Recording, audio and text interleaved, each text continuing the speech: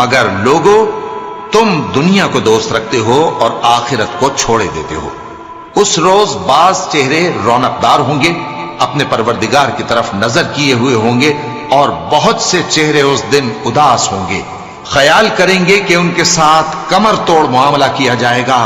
ہاں، جب جان گلے تک پہنچ جائے اور لوگ کہنے لگیں اس وقت کون جھاڑ پھونک کرنے والا ہے، اور اس جاں بلب نے سمجھا کہ اب جدائی کا وقت ہے اور پنڈلی سے پنڈلی لپٹ جائے، اس دن تجھ کو اپنے پروردگار کی طرف کھینچے چلے چلنا ہے۔ پھر ایسے مغرور نے نہ تو پیغمبر صلی اللہ علیہ وآلہ وسلم کو سچا جانا اور نہ نماز پڑھی، لیکن جھٹلایا اور منہ پھیر لیا، پھر اپنے گھر والوں کے پاس اکڑتا ہوا چل دیا۔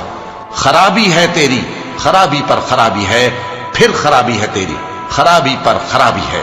کیا انسان یہ خیال کرتا ہے کہ اسے یوں ہی چھوڑ دیا جائے گا؟